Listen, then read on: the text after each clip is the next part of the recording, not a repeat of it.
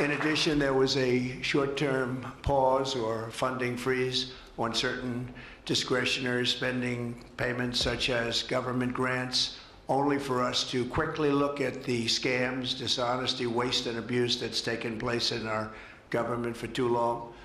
As was explicitly stated, this in no way affected Social Security, Medicare, Medicaid, or other entitlements that Americans depend on. I've made abundantly clear from the very first day that I ran from office, that was a long time ago now, that's 2015. If you think about it, I announced in 2015 and we won in 2016. We did very well in 2020, but we did really well just recently. And I'm restating right now to correct any confusion that the media has purposely and somehow, for whatever reason, created Social Security, Medicare, Medicaid have not been affected by any action we're taking in any way, shape, or form. We are merely looking at parts of the big bureaucracy where there has been tremendous waste and fraud and abuse. In that process, we identified and stopped $50 million being sent to Gaza to buy condoms for Hamas.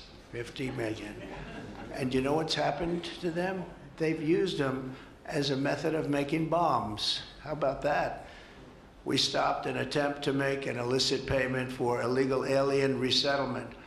We canceled $181 million in DEI training contracts. This is just for the training of people in DEI, which has been terminated and completely terminated. And we paused $1.7 billion in unauthorized payments to foreign organizations, including stopping more than $40 million that was on its way out the door to the very corrupt World Health Organization, which has not done its job and not done it properly.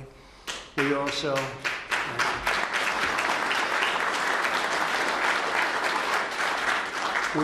blocked $45 million for diversity scholarships in Burma. 45, that's a lot of money for diversity scholarships in Burma. You can imagine where that money went. These were the types of payments, and many others. I could stand here all day and tell you things that we found, and we have to find them quickly because we want the money to flow to proper places. But these were the payments and types of payments affected by the temporary freeze, and the American people strongly support these efforts. I talked about it during the campaign, and they voted for us in record numbers. Every single day, we're now putting America first and fighting to get the most out of every single tax dollar for our great citizens. We've gathered this afternoon to take another historic action. However, in a few moments, the Laken Riley Act will become the very first bill that I proudly sign into law as the 47th President of the United States.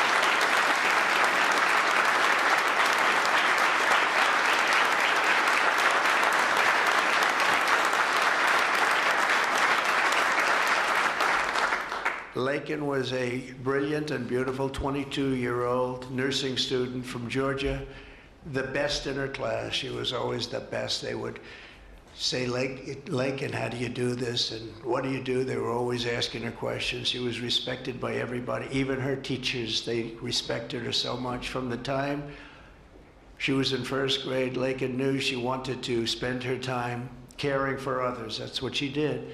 To her friends and classmates, she was a light of warmth and kindness in every single room.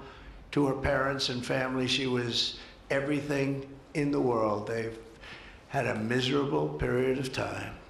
Just after 9 a.m. last February 22nd, Laken went out for a jog on the campus of the University of Georgia, but she was just never returned. She never came back, did she, huh? Parents are here, sister, all of her relatives. While on her run, Laken was attacked, viciously assaulted, beaten, brutalized, and murdered by an illegal alien gang member who was set loose into our country by the last administration. We are deeply honored to be joined today by Laken's parents, Allison and John, and her sister, Lauren. Thank you very much. Thank you.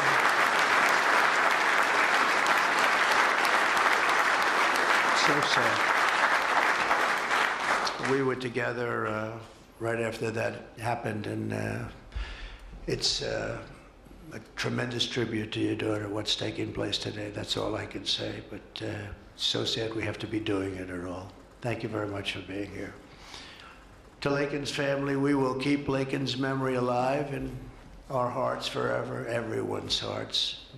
With today's action, her name will also live forever in the laws of our country, and this is a very important law. This is something that has brought Democrats and Republicans together. That's not easy to do. Laken did it. Laken did it. America will never, ever forget Laken Hope Riley. The vicious criminal who murdered Precious Laken was an illegal alien member of the barbaric Venezuelan prison gang known as Tren de Aragua. He trespassed across our southern border in 2022 and was apprehended by Border Patrol, but under the cruel policies of the last administration, instead of being deported, as he should have been, he was released into the United States, as were millions of other people, many of them very dangerous people. And you see what we're doing, we're getting them the hell out of here.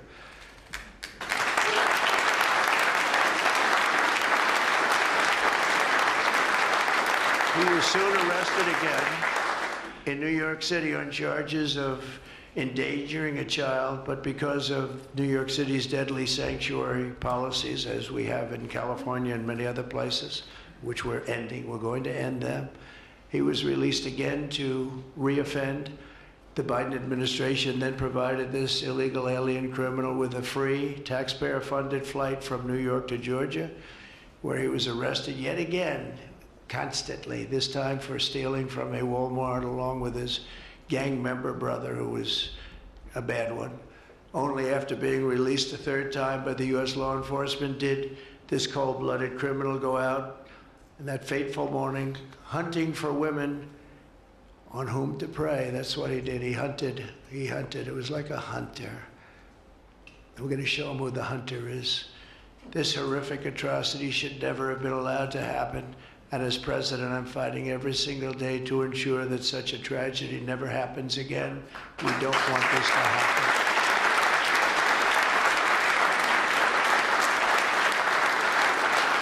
And under the law, thank you. Under the law I'm signing today, the Department of Homeland Security will be required to detain all illegal aliens who have been arrested for theft, burglary, larceny, shoplifting, assaulting a police officer, murder, or any crime that results in death or serious injury. In addition, for the first time ever, this act gives state governments the ability to sue the federal government for immediate injunctive relief if any future administration ever again refuses to enforce the immigration laws of the United States, like happened for 4 long years.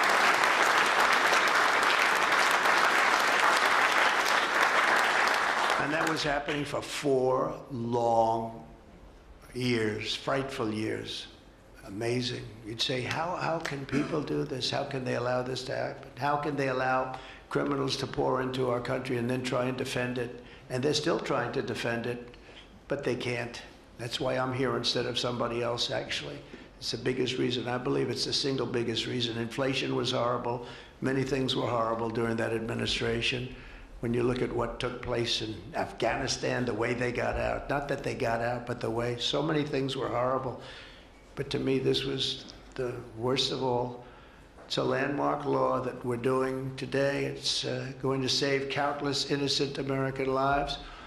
I want to thank every House Republican, every Senate Republican, as well as the 12 Senate Democrats and the 48 House Democrats who voted to pass this vitally important bill, and many of them are with us today, and I really do appreciate it. And I very much especially appreciate the bipartisan support. The Democrats, really a big percentage of them came through, and plenty of them wanted to. They probably felt they couldn't, but they really wanted to. That they don't understand that would have made them a lot more popular, would have made them a lot better with their people. The ones that didn't are going to be sorry, because the people are not going to forget that they wouldn't sign. This is a perfect, incredible tribute to an unbelievable young lady. We're joined today by many great supporters of our new strong border policies, and they are indeed strong, including Vice President Vance, thank you, JD, Secretary Scott Bessent, who just got approved, by the way. Where's Scott?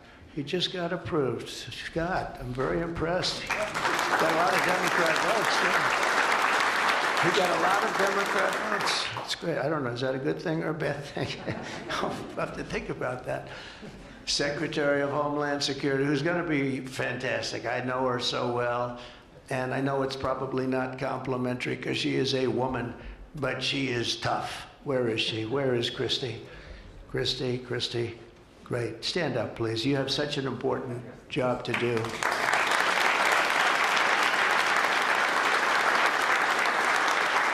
Really great. Thank you very much. And don't let that look fool you. That look is, she's tough, and she cannot stand what she's having to sit here and even listen to this today. Another one who's done a job like nobody that I've seen in a long time, Tom Homan. He's my friend, but he is something special. He's something special. Yeah. And Tom and Christy, the numbers are unbelievable. What's happened? It's like just shut down. Nobody thought that was even possible. It's just shut down. They showed an area that a year ago had thousands and thousands of people rushing into our country. And today there was nobody there. It was like a beautiful sight. And also Senate Majority Whip John Barrasso. Great guy, great guy. Thank you, John. And I also want to thank the bill sponsors, Senator Katie Britt. Katie, thank you, Katie. And Congressman Mike Collins. And Mike, you were fantastic from Georgia. He took this. He loves this state, and he took this very personally. So it's thank you very much, Mike. As well as Senate Judiciary Committee Chairman Chuck Grassley. Chuck is here someplace. Chuck, thank you very much. You look great. And House Judiciary Committee Chairman Jim Jordan, who's a special guy, special man. And House Homeland Security Committee Chairman Mark Green. Thank you very much. Thank you, Mark. And we have many other congressmen and senators, but I'm not going to introduce because this is about your daughter. This is about something that's so important, and we're going to just go along. Thank you also. We have to say Burt Jones is in the room, and Burt is your lieutenant governor, and he was on this like you wouldn't believe. Thank you very much. I see you sitting there. Thank you very much.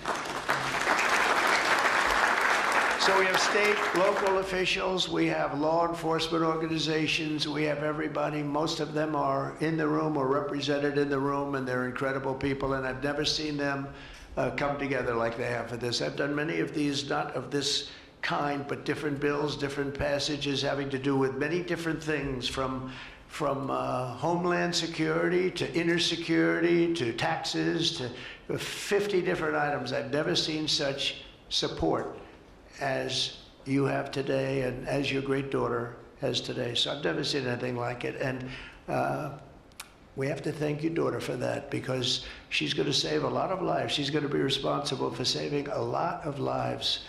So I'd like to just say to the Angel families, I've been with them and they've been with me from 2015 when I first got this crazy idea in my head to run for president because we could do better as a country. I want to thank so many of the people that are here that have been the angel moms, and we call them angel moms, but they're angel families, fathers and sons and daughters, but they've suffered tremendously like you have for no reason whatsoever. I want to thank Alexis Nungari, the mother of 12-year-old Jocelyn Nungari, murdered last summer by 2 illegal alien gang members released into the United States by Joe Biden's open border stupid policies.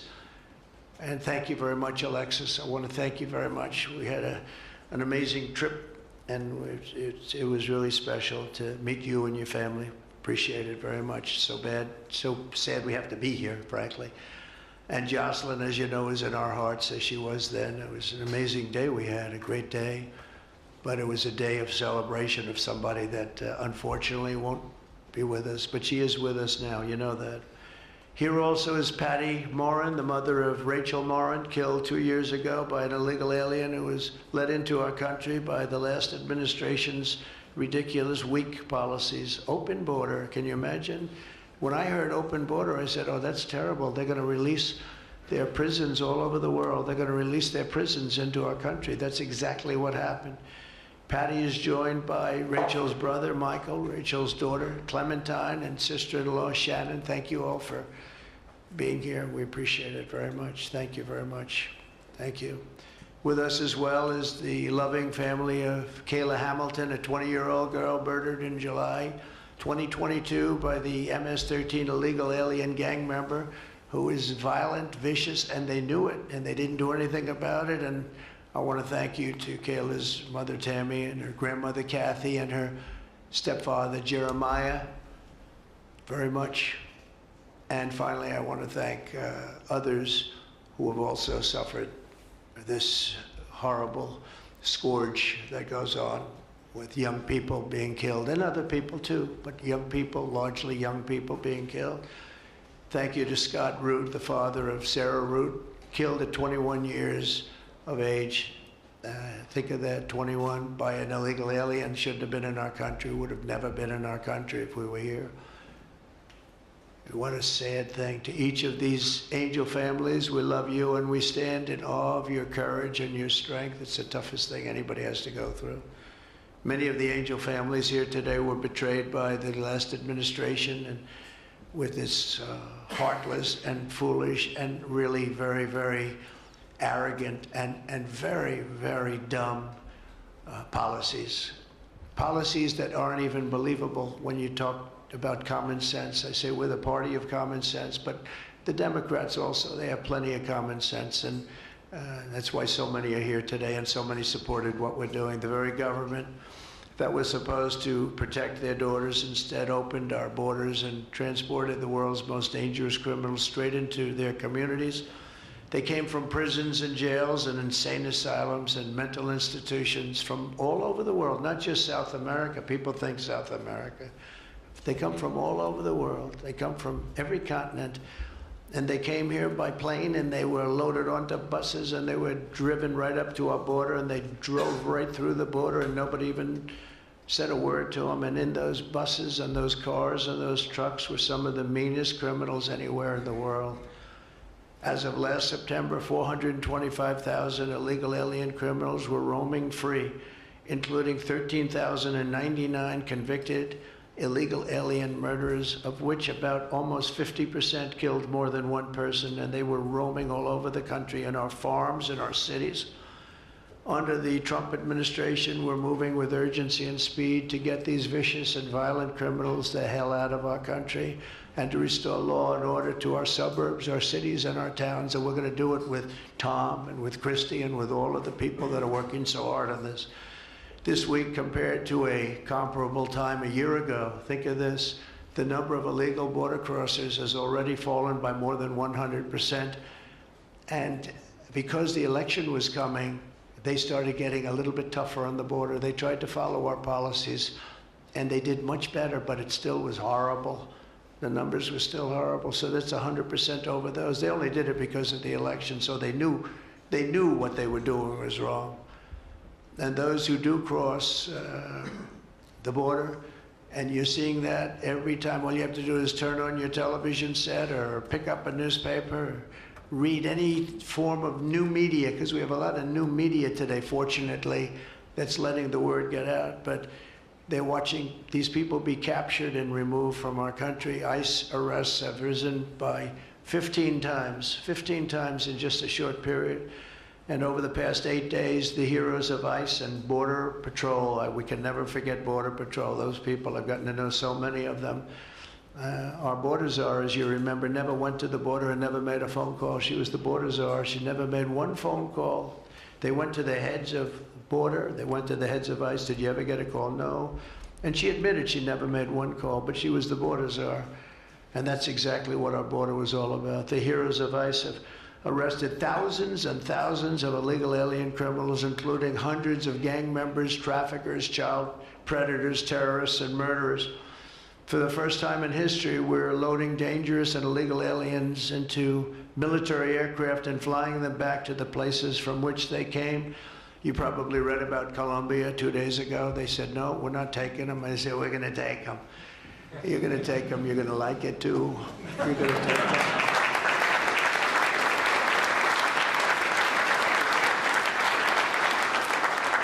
They talked about, we're not going to take people that are in shackles. I said, well, but the people that are in shackles are murderers, they're drug lords, they're rapists, they're very tough people.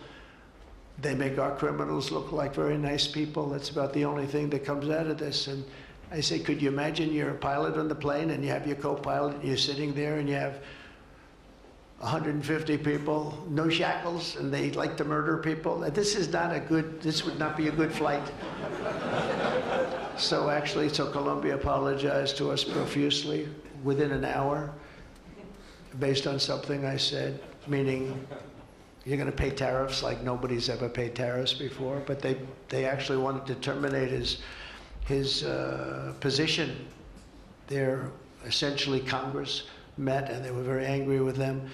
But they actually said they were going to send the presidential plane to pick up these criminals and to bring them because they didn't want to inconvenience us or have us do a second flight, and that's what they did.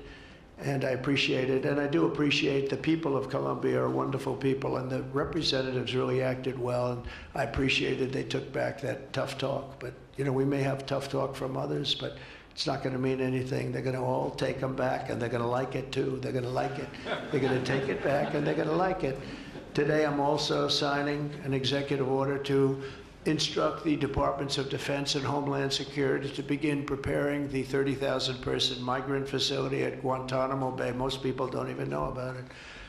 We have 30,000 beds in Guantanamo to detain the worst criminal illegal aliens threatening the American people. Some of them are so bad we don't even trust the countries to hold them because we don't want them coming back, so we're going to send them out to Guantanamo. This will double our capacity immediately, right? And tough. That's a tough place to get out of. Today's signings bring us one step closer to eradicating the scourge of migrant crime in our communities once and for all. And it was just it's just an unforced error that we even have to be doing this. Now we need Congress to provide full funding for the complete and total restoration of our sovereign borders, as well as financial support to remove record numbers of illegal aliens. And these are illegal alien killers, criminals at levels that nobody's ever seen before. And you would have known that, and you were there when I said it. I said everybody that's bad is going to be thrown. If you look at Venezuela, Venezuela's crime is down 77% because they've taken their gang members, their prisoners, their drug dealers, their drug lords. They've shipped them all into the United States. Many other countries, their crime is way down, and our crime is not doing well. But we're going to have it do really well very soon, and we're shipping all these people back where they came from. And now, before I sign the Laken Riley Act into law, I would like to ask Laken's really incredible mother, who I've gotten to know. A very sad day I got to know her. But this is an amazing tribute to an amazing young person. And if you could come up, Allison, and say a few words, that would be great. Thank you very much.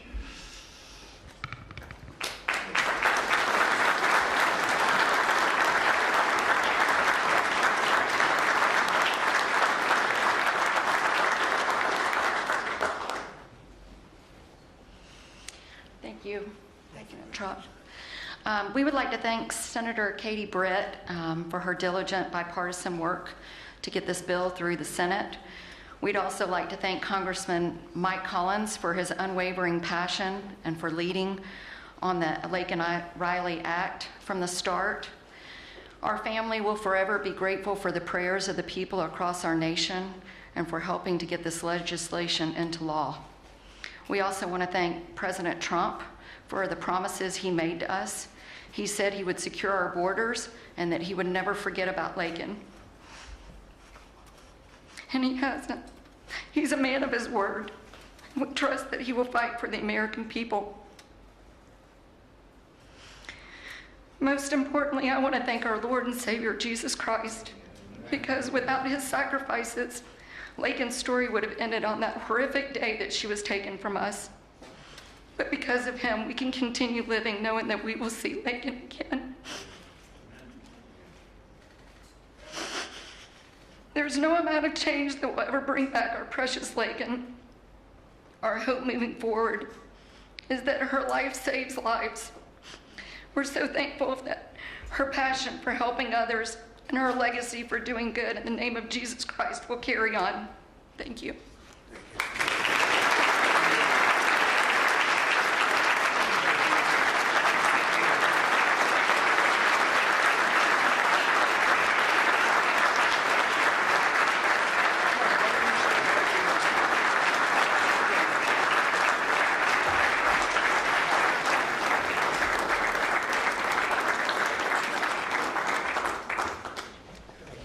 Sign this in honor of Laken Riley. Come on up here, some of the people that we love that have been so instrumental. Okay?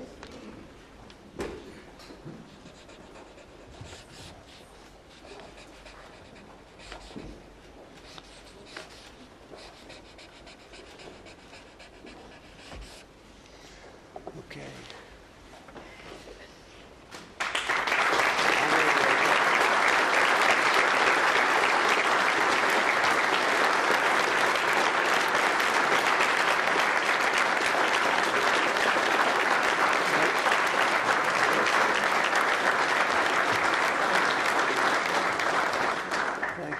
Mr. President, government funding, can you take a quick question on government funding, the pause? I don't think this is appropriate time, really.